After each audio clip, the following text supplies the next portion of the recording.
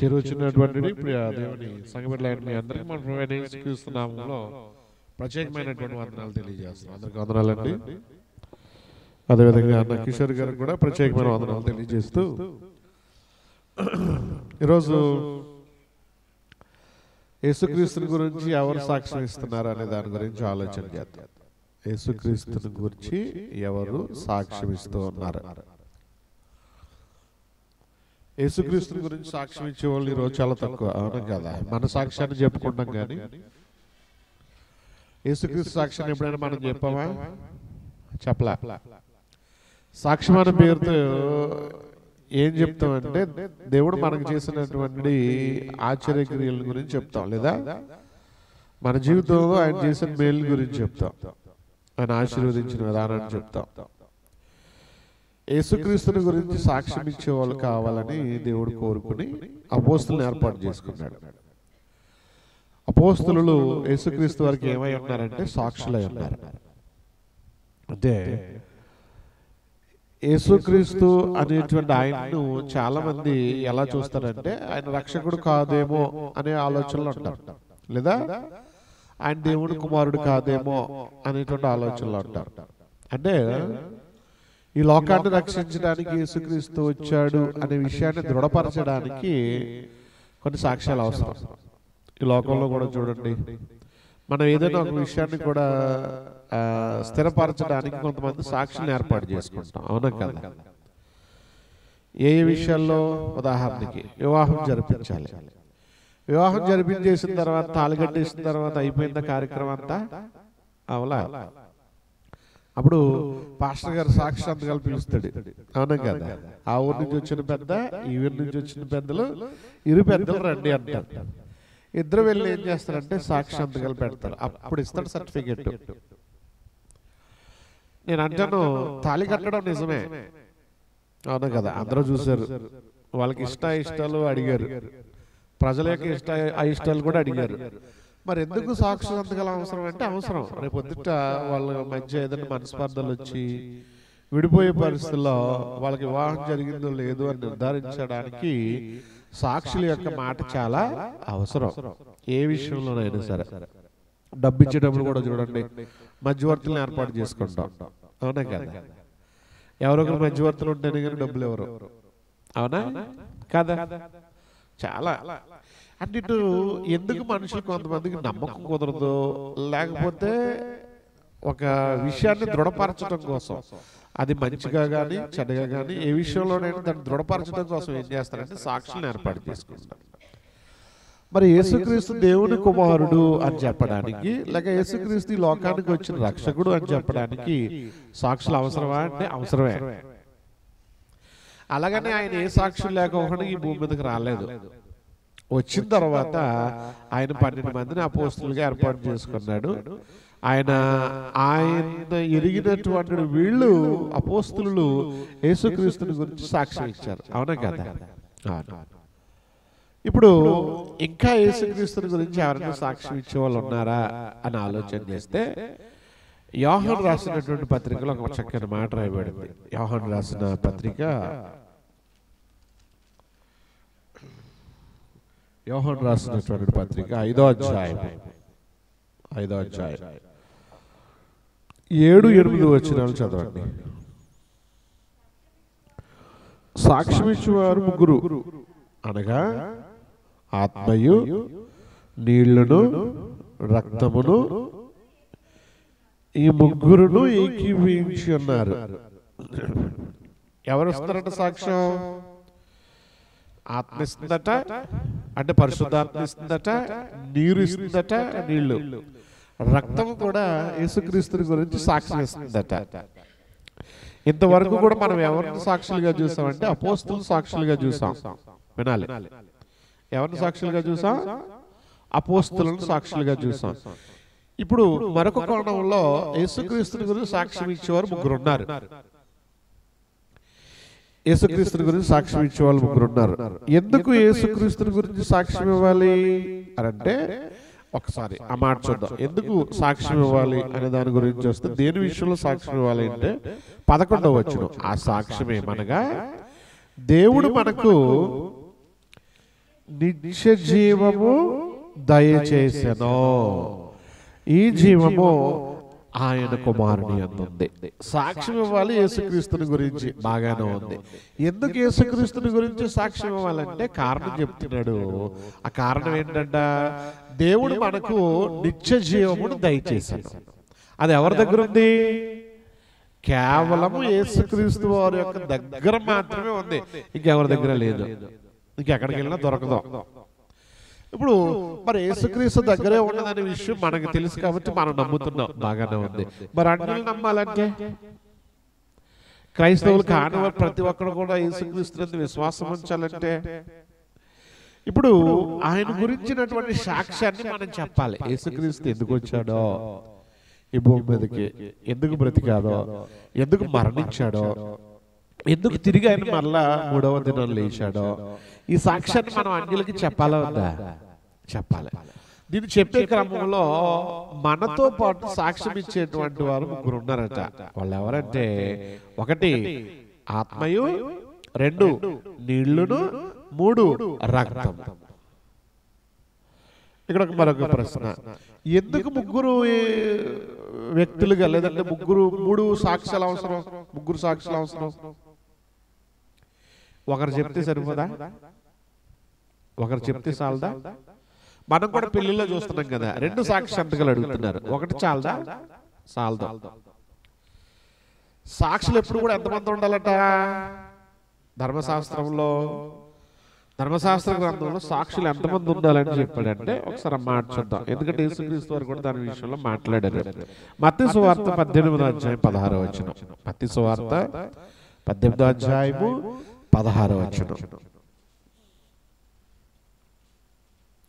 18వ అధ్యాయము 16వ వచనం.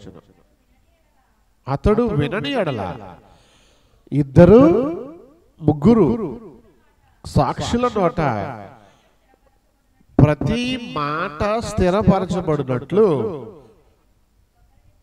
నువ్వు ఒకరిద్దరిని వెంట పెట్టుకుని అతని వద్దకు పొమ్మంటున్నాడు. సంఘంలో ఏదైనా గొడవ జరిగిందనుకో, ఇష్యూ జరిగిందనుకో, ఏం చేయమన్నాడు? మొట్టమొదటిగా ఫస్ట్ నువ్వు చెప్పు, నీ మాట్లాడాడు అనుకో, సరే, తర్వాత సంఘానికి చెప్పు.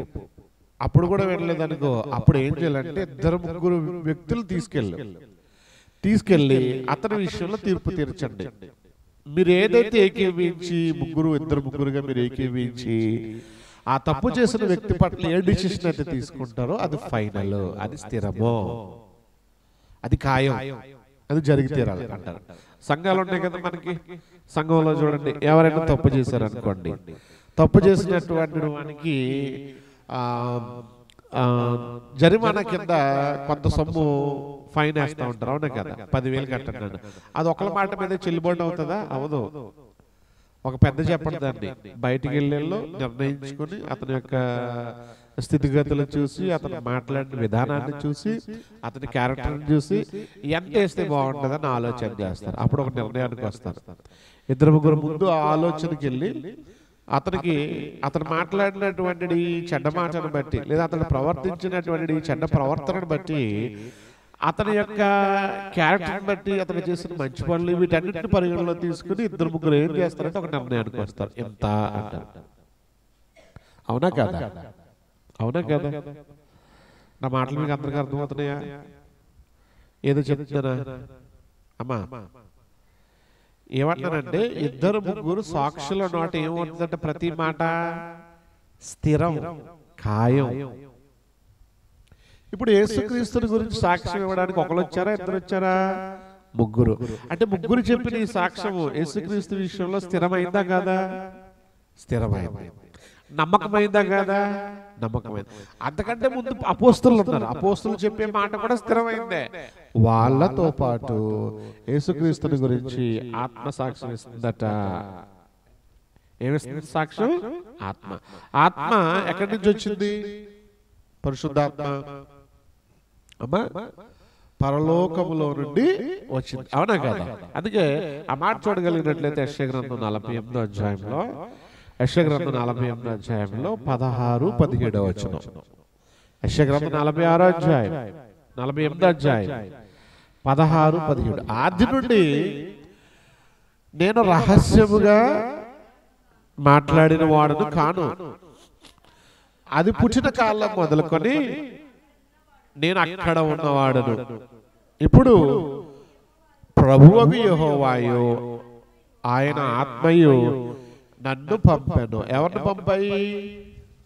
ఎవరిని గురించిన ప్రవచనం అది? తండ్రిని గురించిన ప్రవచనమా? కుమారుని గురించిన ప్రవచనమా? లేదా పరిశుద్ధాత్మని గురించిన ప్రవచనమా? అంటే అది యేసుక్రీస్తుని గురించిన ప్రవచనం. ఎవరిని గురించండి? అది యేసుక్రీస్తుని గురించి. ఇప్పుడు యేసుక్రీస్తుని ఎవరెవరు పంపించారట? యేసుక్రీస్తుని ఎవరెవరు పంపించారట? ప్రభువగు యెహోవాయు ఆయన ఆత్మ అనగా పరిశుద్ధాత్మ ఇద్దరు ఏకీభవించి ఎవరిని పంపించారన్నమాట ఈ భూమి మీదకి? యేసుక్రీస్తు వారిని పంపించారు. ఎవరిని పంపించారు? యేసుక్రీస్తు వారిని పంపించారు. అంటే ఇప్పుడు పంపబడినటువంటి ఆయన ఈ భూమి మీదకి రావడంలో, యేసుక్రీస్తుని పంపించడంలో పరిశుద్ధాత్ముడికి తెలుసా తెలీదా? తెలుసు. ఇంకా చెప్పాలంటే యేసుక్రీస్తు వారు బాప్తిసం తీసుకున్నప్పుడు ఒడ్డుకు వచ్చినప్పుడు పరిశుద్ధాత్మ అతని మీద రాలేదా? రాలేదా? రాలేదు. అంటే పరిశుద్ధాత్మ సహకారంతో యేసుక్రీస్తు అనేక అద్భుతాలు, సూచక్రియలు, అనేక మహత్కార్యాలు, చనిపోయిన వారిని తిరిగి లేపడం, ఇవన్నీ ఆయన చేశాడా చేయలేదా? అనేదో చెప్తాను నీ గురించి అని అడు చూడు, అడు అలా చెప్తాడు ఇక్కడ.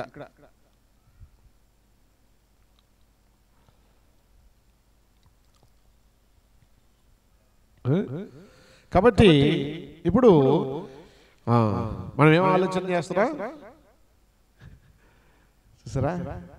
ఏం ఆలోచన చేస్తున్నాం? కాబట్టి యేసుక్రీస్తుని పంపించడంలో పరిశుద్ధాత్ముడు తెలుసా తెలీదా? తెలుసు. ఆ పరిశుద్ధాత్ముడు కూడా ఆయన సహకారంతో యేసుక్రీస్తు అనేకమైన కార్యాలు చేశారు. అందుకే పరిశుద్ధాత్మ యేసుక్రీస్తుని గురించి సాక్ష్యము ఇస్తుంది. పేతురు గారిని ఆలోచన చేద్దాం. పేతురు గారు ప్రసంగం మొదలు పెట్టాడు. ఎప్పుడైతే పరిశుద్ధాత్మ వాళ్ళందరి మీద అగ్ని జ్వాలల విభాగింపబడిన నాలుకలతో వాళ్ళ మీద రాలిందో, వెంటనే పేతురు గారు పరిశుద్ధాత్మ పూర్ణుడై వాక్యాన్ని ప్రసంగించాడు. ప్రసంగిస్తూ ఎవరిని గురించి మాట్లాడుతూ మొదలు పెట్టాడు? యేసుక్రీస్తుని గురించి ఆయన ప్రసంగాన్ని ప్రారంభించాడు. ప్రసంగం చెప్పగానే యేసుక్రీస్తు విషయంలో ఇశ్రాయేలు తప్పు చేశారనే భావన వాళ్ళకి కలిగిందా? కలగలేదా? కలిగింది. వెంటనే వాళ్ళ పాపాలు ఒప్పుకున్నారా? ఒప్పుకోలేదా? ఒప్పుకొని వెంటనే బాప్తిజం తీసుకున్నారు. అంటే ఇప్పుడు పరిశుద్ధాత్మ సహకారంతో, పరిశుద్ధాత్మ వాక్శక్తితో పేతురు గారు ప్రసంగిస్తే ఆ సాక్ష్యము ఇండైరెక్ట్ గా పరిశుద్ధాత్ముడు ఇశ్రాయేలీయులతో మాట్లాడాడు. ఎవరితో మాట్లాడాడు? ఇశ్రాయేలీయులతో. సాక్ష్యం ఇచ్చాడా లేదా? పరిశుద్ధాత్ముడు ఇచ్చాడు. ఇంకొంచెం ముందుకెళ్దాం. అపోస్తలుల కార్యాలు 2వ అధ్యాయము 33వ వచనం. అపోస్తలుల కార్యాలు 2వ అధ్యాయము 33వ వచనం.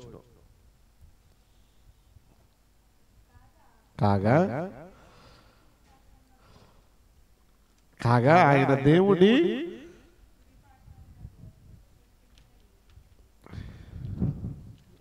చదువుతున్నాం. అపోస్తలుల కార్యాలు 2వ అధ్యాయము 33వ వచనం. కాగా ఆయన దేవుని కుడి పార్శ్వమునకు హెచ్చింపబడి పరిశుద్ధాత్మను గూర్చిన వాగ్దానము తండ్రి వలన పొంది మీరు చూచుచు వినుచున్న దీనిని కుమ్మరించి ఉన్నాడు. పరిశుద్ధాత్మను వాళ్ళ మీద ఏం చేశాడంటే దేవుడు కుమ్మరించి ఉన్నాడు. వాళ్ళ మీద రాలేదా? వాళ్ళ మీదకి వచ్చిందా? రాలేదా? వచ్చింది. అంటే పరిశుద్ధాత్మ వలన యేసుక్రీస్తు వారు చేసిన కార్యాలు కావచ్చు, లేదా యేసుక్రీస్తు వారు వెళ్ళిపోయిన తర్వాత కావచ్చు, పరిశుద్ధాత్మ 2 విషయాల్లో సాక్ష్యం చెప్తుంది. ఎలా? ఆయన బ్రతికున్న దినాల్లోనూ ఆయన ద్వారాగా మాట్లాడడం జరిగింది. 2, ఆయన చనిపోయి తిరిగి లేచి వెళ్ళిపోయిన తర్వాత, పరలోకానికి వెళ్ళిపోయిన తర్వాత కూడా పరిశుద్ధాత్ముడు యేసుక్రీస్తుని గురించి సాక్ష్యము ఇచ్చాడు. బ్రతికున్నప్పుడు ఆయనతో పాటు సాక్ష్యం ఇచ్చాడు, చనిపోయిన తర్వాత అపోస్తలులతో సాక్ష్యం ఇప్పించాడు. 2 విధాలుగా కార్యం జరిగిందో జరగలేదా? రెండు రకాలుగా. ఒకటి, బ్రతికున్నప్పుడు దేవుడు పరిశుద్ధాత్మ చేత యేసుక్రీస్తు అనేకమైనటువంటి సూచక్రియలు, అద్భుత కార్యాలు జరిగించడం జరిగింది. చనిపోయాడు ఆయన, తిరిగి లేచాడు ఆయన, మళ్ళీ పరలోకానికి వెళ్ళిపోయిన తర్వాత అపోస్తుల మీద రాలేదు. అపోస్తులు కూడా ఇప్పుడు యేసుక్రీస్తు గురించి చెప్పారా చెప్పలేదా? చెప్పారు. అంటే ఒక రకంగా చెప్పాలంటే బ్రతికున్నా యేసుక్రీస్తు, చనిపోయినా పరిశుద్ధాత్ముడు యేసుక్రీస్తుని గురించే ప్రకటన చేశాడు, సాక్ష్యం ఇచ్చాడు. ఇంకా చెప్పాలంటే ఏమిచ్చాడు ఆయన? సాక్ష్యం ఇచ్చాడు. హెబ్రీయులకు రాసినటువంటి పత్రిక 2వ అధ్యాయం 3-4 వచనాలు. హెబ్రీయులకు రాసినటువంటి పత్రిక 2వ అధ్యాయము 3-4 వచనాలు. ఇంత గొప్ప రక్షణను మనము నిర్లక్ష్యము చేసిన ఎడల ఎలాగూ తప్పించుకుందామో అట్టి రక్షణ, ఏమండి, అట్టి రక్షణ ఎలా వచ్చిందంటే మనకి ప్రభు బోధించుట చేత ఆరంభమై దేవుడు తన చిత్తానుసారముగా సూచక్రియల చేతను మహత్కార్యముల చేతను నానా విధములైన అద్భుతముల చేతను, ఏమండి, వివిధము చదువమ్మా, వివిధములైన పరిశుద్ధాత్మ వరముల అనుగ్రహించుట చేతను. వివిధములైన ఏమనుగ్రహించడంటే ఆయనకి పరిశుద్ధాత్మ వరములను. పరిశుద్ధాత్మ వరాలు ఇప్పుడు అపోస్తుల ద్వారాగా దేవుడు జరిగించలేదా? జరిగించాడు. పరిశుద్ధాత్మ శక్తితో అపోస్తులు కూడా ఏం చేశారు? సూచక్రియలు చేశారు, అద్భుతాలు చేశారు, చనిపోయిన వాడిని తిరిగి లేపారు. అంటే అపోస్తుల ద్వారా కూడా పరిశుద్ధాత్ముడు ఏమిస్తూ ఉన్నాడు అన్నమాట? సాక్ష్యమును ఇస్తూ ఉన్నాడు. కాబట్టి సాక్ష్యం ఇచ్చేవారు ముగ్గురు. సాక్ష్యం ఇచ్చేవారు ఎంతమంది అట? ముగ్గురు. 1 పరిశుద్ధాత్మ, 2 నీళ్లు, 3 రక్తం. ఒకరి సాక్ష్యాన్ని విన్నాం. పరిశుద్ధాత్ముడు యేసుక్రీస్తుని గురించి సాక్ష్యం ఇస్తున్నాడు. మనం ఎప్పుడైనా యేసుక్రీస్తుని గురించి సాక్ష్యం ఇచ్చామా? అంటే ఇప్పుడు యేసుక్రీస్తుని గురించి కనీసం మనం తెలుసుకోవాలి వద్దా? సాక్ష్యం తర్వాత యేసుక్రీస్తు ఎవరు, ఆయన ఎవరు కుమారుడు, ఈ భూమి మీదకి ఎందుకు వచ్చాడు, ఏం చేశారు, ఎందుకు మరణించారు, ఎందుకు తిరిగి లేచారు అనేటువంటి విషయాలు మనం తెలుసుకునేలా వద్దా? తెలుసుకోవాలి. తెలుసుకుంటే ఆయన యొక్క త్యాగం మనకు అర్థమైతే మనం కూడా ఆయన గురించి సాక్షిగా నిలబడగలం. ఇంకా చెప్పాలంటే మనలో కూడా పరిశుద్ధాత్ముడు పనిచేస్తే అప్పుడు మనం సాక్షిగా నిలబడగలం. ఇంకా చెప్పాలంటే పరిశుద్ధాత్ముడు మనలో గొప్ప, దాన్ని ఏమంటారు అనమాట, గొప్పగా పనిచేయాలి. సప్పసప్పగా కాదు, గొప్పగా తన యొక్క ఉజ్జీవమైనటువంటి తన ఆలోచనలు మనకి కలిగింపజేసినప్పుడు, కొత్త కొత్త సంగతులు మనకి వినిపింపజేసినప్పుడు, ఆయన రక్షణ మనకు పూర్తి స్థాయిలో అర్థం చేయించినప్పుడు యేసుక్రీస్తుకి మనం ఏమై ఉండగలం అన్నమాట? సాక్షులుగా ఉండగలం. రెండోది నీళ్లు సాక్ష్యం ఇస్తున్నాయట. ఏమిస్తున్నాయి? నీళ్లు. చూద్దాం. యోహాను సువార్త 19వ అధ్యాయం. యోహాను సువార్త 19వ అధ్యాయం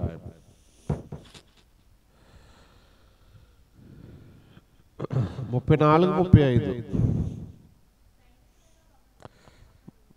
సైనికులలో ఒకడు ఈటెతో ఆయన ప్రక్కన పొడిచెను, వెంటనే రక్తమును నీళ్లను కారెను.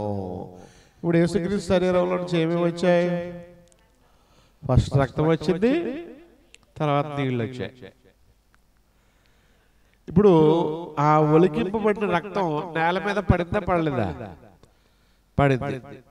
అంటే ఆ రక్తము ఇప్పుడు మనందరి విషయంలో సాక్ష్యం ఇస్తుందే లేదా? ఆయన మన కోసమే మరణించాడు అనే సాక్ష్యాన్ని అది ఇస్తుందే ఇవ్వట్లేదా? ఇస్తుంది. అదొకటేనా? నీరు కూడా ఈ భూమి మీదే పడింది, నేల మీద ఒలికించబడింది. ఇప్పుడు నీరు కూడా సాక్ష్యం ఇస్తుందే ఇవ్వట్లేదా? ఇస్తుంది. మనందరికీ తెలుసు కయీను యొక్క దోషశిక్ష విషయంలో హెబేలు రక్తం దేవునికి ఏం చేసిందట? మార్పెట్టిందా? అంటే ఇప్పుడు ఆలోచించేద్దాం. కయీను యొక్క మరణ విషయంలో, కయీను చేసినటువంటి పాప విషయంలో, హత్య విషయంలో హెబేలు యొక్క రక్తమే దేవునికి మొరపెడితే యేసుక్రీస్తు వారి రక్తము నీళ్లు మొరపెట్టవా? మొరపెడతాయి, మొరపెట్టవా? సాక్ష్యం ఇస్తాయి, ఇవ్వా? ఇస్తాయి. ఇవి ఎవరికి మనకు తెలియని విషయాలు. అవి సాక్ష్యం ఇస్తాయి అనేటువంటి విషయం ఏదైతే ఉందో ఈరోజు మనకు అవి తెలియని విషయాలు. సాక్షులు అనగా మనం కేవలము అపోస్తులమే అనుకుంటున్నాం, కానీ వాళ్ళతో పాటు కనబడనటువంటివిగా నీరుంది, రక్తం ఉంది.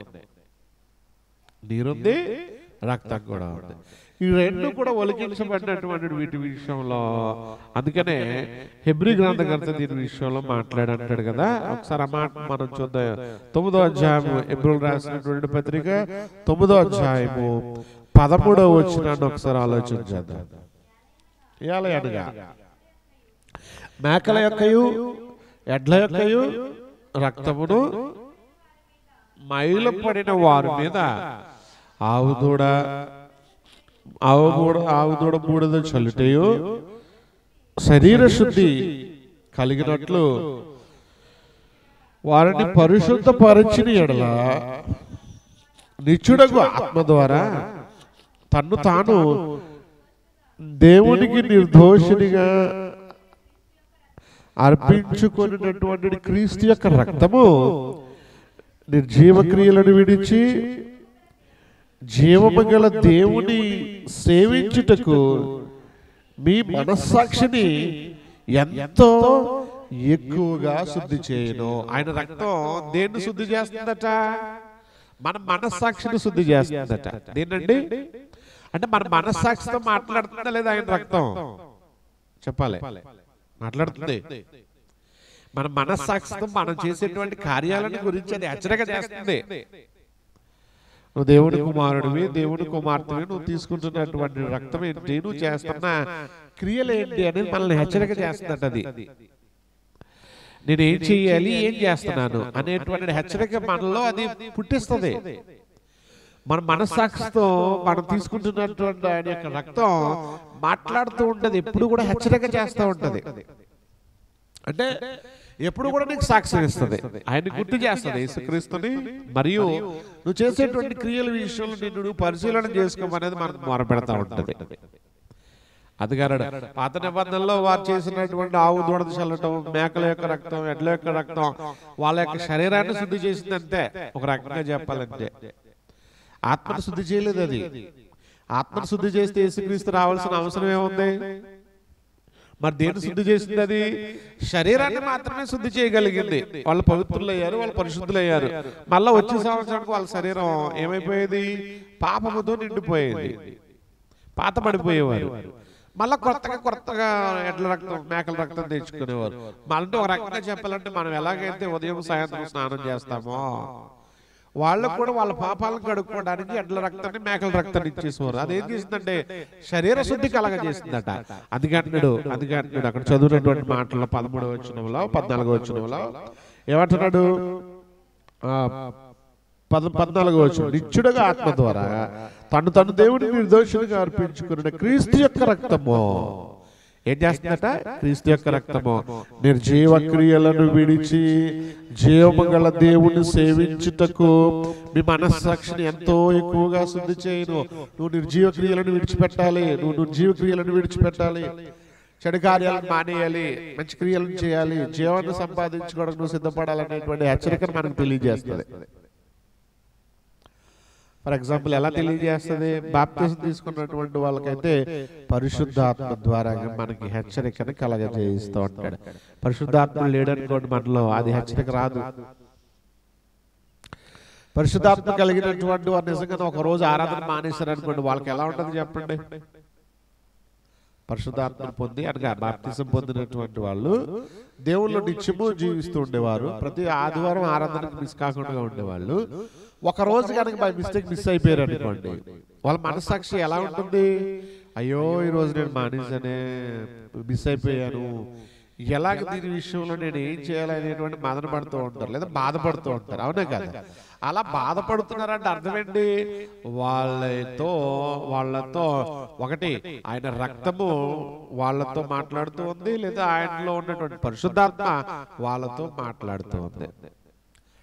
మానేసినా పర్వాలేదులే, ఏం కాదని ఏ ఆలోచన లేదనుకోండి, వాళ్ళలో పరిశుద్ధాత్ముడు పనిచేయట్లేదు, రక్తము కూడా పనిచేయట్లేదు. ఎందుకు? వాళ్ళ ఆరాధన మానేసమనేటువంటి ఆలోచనలో కూడా లేరు, అసలు ఏ బాధ లేదు. లేదా ఎప్పుడు మానేయాలని అనుకుంటారంటే అర్థమేంటి? వాళ్ళలో పరిశుద్ధాత్ముడు ఏ కార్యము చేయట్లా, సాక్ష్యం ఇవ్వట్లా, రక్తము కూడా ఏ విషయంలో కూడా వాళ్ళకి సాక్ష్యాన్ని ఇవ్వట్లా. అందుకే అన్నాడు, నిజక్రియలను విడిచిపెట్టేటట్లుగా ఆయన రక్తం మనకి పనిచేస్తుంది, నిత్య జీవాన్ని పొందుకోవడానికి ఆయన యొక్క రక్తం మనకి చాలా ఉపయోగపడుతూ ఉంటుంది. కాబట్టి ఆయన యొక్క శరీరాన్ని, ఆయన రక్తాన్ని మనం తీసుకోవాలా వద్దా? తీసుకోవాలా? తీసుకోకూడదా? మరి తీసుకోవాలంటే బాప్తిజం తీసుకోవాలా వద్దా? తీసుకోవాలి.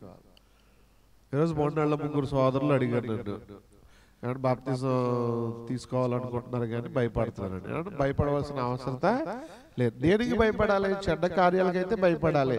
బాప్తిజం తీసుకునేటువంటి మంచి కార్యానికి భయపడడం ఏంటి? అంటే మారాలి కదండి పూర్తిగా. పూర్తిగా ఎలా మారిపోతే పరిశుద్ధాత్మ లేకోకుండా? అవునా కదా? పూర్తిగా మనం మారగలమా? మన వల్ల అవుతుందా?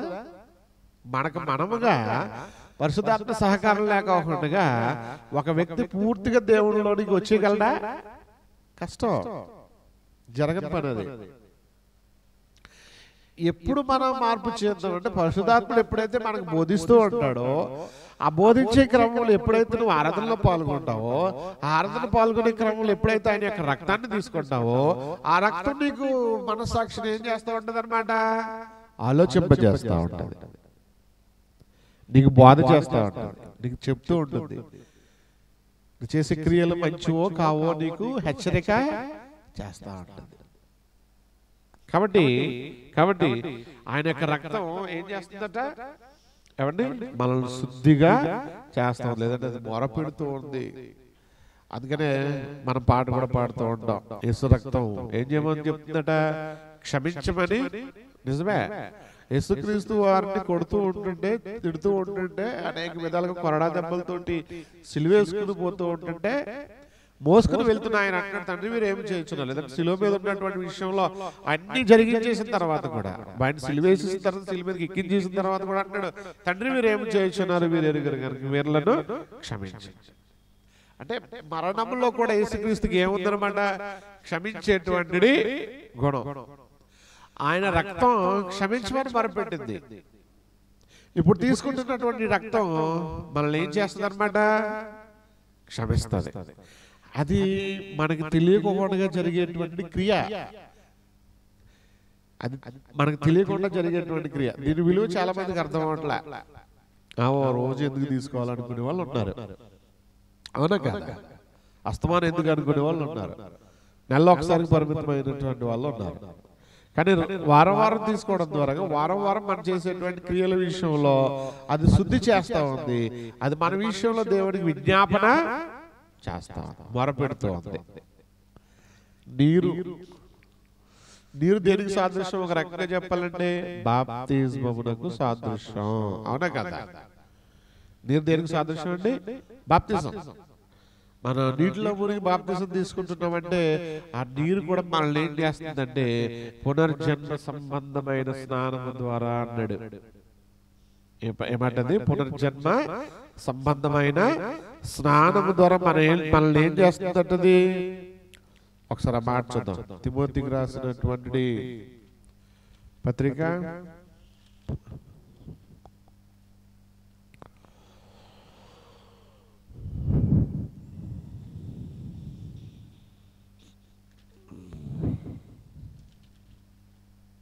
పునర్జన్మ సంబంధమైన స్నానం, తీతు పత్రిక, క్షమించాలి, 3:5 తీతుకు రాసినటువంటి పత్రిక 3:5. మనము నీతిని అనుసరించి చేసిన క్రియల మూలముగా కాక తన కనికరము చొప్పునే పునర్జన్మ సంబంధమైన స్నానము ద్వారాను పరిశుద్ధాత్మకు నూతన స్వభావం కలుగజేయడం ద్వారాను మనలను రక్షించెను. స్నానము ద్వారా అంటే నీరు కూడా మనకి యేసుక్రీస్తుని గురించి సాక్ష్యం ఇస్తుందే ఇవ్వలేదు. ఈవెన్ యేసుక్రీస్తు కూడా బాప్తిసం ఇచ్చి యోహాను చేత బాప్తిసం తీసుకున్నాడా తీసుకోలేదా? తీసుకున్నాడు. అంటే ఈ మూడు అవసరమైనటువంటివి, ఈ మూడు యేసుక్రీస్తుని గురించి ప్రకటన చేస్తున్నాయి, సాక్ష్యాన్ని ఇస్తున్నాయి. నువ్వు బాప్తిసం తీసుకో అని నీరు నీకు చెబుతుంది. నీరు కేవలం మన దాహాన్ని తీర్చడమే కాదు, మన శరీరం మాలిన్యాన్ని తీసివేయడమే కాదు, మన ఇతరత్ర ఉపయోగాలకు ఉపయోగపడేది మాత్రమే కాదు, మనల్ని లోకంలో నుంచి రక్షించడానికి కూడా నీరు అనేది చాలా ఉపయోగపడేది. దానిని మనం కలిగి ఉండాలంటే బాప్తిజం తీసుకోవాలి. యేసుక్రీస్తు అంతటి మహానుభావుడే మనకు మాదిరిగా ఉండడానికి బాప్తిజం తీసుకున్నప్పుడు మనం తీసుకోవడానికి భయం ఏంటి, లేదా మనం తీసుకోవడానికి ఆలోచన ఏంటి? అంటే ఆయన సాక్ష్యాన్ని నువ్వు ఏం చేస్తున్నావు అన్నమాట, అంగీకరించట్లే. నీరు ఇచ్చిన సాక్ష్యం మనం ఏం చేయట్లేదు, ఇప్పుడు అంగీకరించట్లే, పట్టించుకోవట్లే, ఆయన మాట వింటలే, నీరు మాట మనం వింటలే. ఒకవేళ ఇలాగే ఉన్నాం అనుకోండి, ఫైనల్ డేలో నీరు మన విషయంలో సాక్ష్యం ఇస్తుంది కదా, ఇస్తుంది. నేను ఎన్నో విధాలుగా అతనికి చెప్పించాను, దేవా నా మాట వినలేదు, బాప్తిజం తీసుకోలేదు అంటది. రక్తం కూడా అదే అంటది. మనం ఎంత చెప్పినా మారలేదు అనుకోండి, రక్తం కూడా ఫైనల్ డేలో ఏం చెప్తుంది? ఫైనల్ డేలో ఏం చెప్తుంది? నేను ఆయన శుద్ధి చేయడానికి, ఆయన పరిశుద్ధపరచడానికి ప్రతి ఆదివారము ఆ ద్రాక్షరసం తీసుకోవడానికి అతనికి అనువుగా సంఘంలో ఇప్పించడానికి ప్రయత్నం చేశాం, కానీ నన్ను తీసుకోలేదని రక్తం ఒకానొక రోజున మన విషయంలో దోషారోపణ చేస్తుంది. మీకు అర్థమవుతుందా? రక్తము దోషారోపణ చేస్తుంది, నీరు దోషారోపణ చేస్తుంది, పరిశుద్ధాత్ముడు కూడా దోషారోపణ చేస్తాడు. ఎప్పుడు? మాట వినకపోతే. ఎలాగా? నీరును చూసి కూడా మనం బాప్తిజానికి సిద్ధపడట్లేదంటే అంతేనే కదా. నేను నా యొక్క ఆత్మను నేను పరిశుభ్రపరచుకోవడానికి, నిత్య జీవం వెళ్ళడానికి ఉపయోగపడేటువంటి బాప్తిజానికి కారణమైనటువంటి నీరును నేను కలిగి ఉన్న దాన్ని తీసుకోవట్లేదంటే రేపు పొద్దున్న నా విషయంలో సాక్ష్యం ఇస్తుందేమో అని ఆలోచన రావాలి. తర్వాత బాప్తిసం చేసుకున్న తర్వాత ఆయన యొక్క కుమారుని యొక్క రక్తంలోను ఆయన యొక్క శరీరంలో మనం పాల్పొప్పులు పొందట్లేదంటే రక్తం నా విషయంలో సాక్ష్యం ఇవ్వబోతుంది. దాని నుంచి నేను తప్పించుకోవాలంటే దాన్ని కలిగి ఉండాలనేటువంటి సాక్ష్యాన్ని మనం ఉండాలి. పరిశుద్ధాత్ముడు ఎంతగా బోధించినా, ఎంతగా మనల్ని హెచ్చరిక చేసినా, ఎంతగా మనకు తెలియజేసినా ఆయన మాట మనం పెడచెవిని పెడుతూ ఉన్నాం అంటే ఆయన కూడా మన విషయంలో దోషారోపణ చేస్తారు. కాబట్టి ముగ్గురు సాక్ష్యం ఇస్తున్నారు. ఆ సాక్ష్యము మనం నమ్మి దాన్ని గౌరవించి దానికి లోబడి బ్రతుకుతూ ఉన్నామా, సేఫ్ జోన్ లో ఉండగలం. ఆ సాక్ష్యాన్ని విస్మరించామా, పక్కన పెట్టామా, కాదనుకు వింటలేదా, అదే సాక్ష్యం మన మీద దోషారోపణ చేయడానికి కూడా వెనుకాడదు. కాబట్టి వారి ముగ్గురు నుంచి మనం తప్పించుకోవాలంటే, లేదా వాళ్ళు చేసే దోషారోపణ నుంచి కూడా మనం తప్పించుకోవాలంటే ఏం చేయాలన్నమాట? ఇప్పుడు నీరు ఇచ్చే సాక్ష్యాన్ని గౌరవించాలి, ఆత్మ ఇచ్చే సాక్ష్యాన్ని గౌరవించాలి, రక్తము ఇచ్చే సాక్ష్యాన్ని కూడా మనం ఏం చేయాలన్నమాట? గౌరవం. ఎందుకంటే వాళ్ళు ముగ్గురు ఏకీభవించి పనిచేస్తున్నారు. ఇక్కడ మరొక మాట, ఏం చేస్తున్నారు? వాళ్ళు ఏకీభవించి పనిచేస్తున్నారా, విభజనగా విడిపోయి పనిచేస్తున్నారా? ఏకీభవించి పనిచేస్తారు. తండ్రి కుమార పరిశుద్ధాత్మ వీళ్ళు కూడా ఏకీభవించి పనిచేస్తున్నారా, విడివిడిగా పనిచేస్తున్నారా? ఏకీభవించే. వాళ్ళ ఆలోచనలు ఒకటే. అంటే ఏకీభవించి పనిచేసేటువంటి ఇవన్నీ కూడా అపోస్తలులు అందరూ ఏకీభవించారా లేదా చెప్పాలి.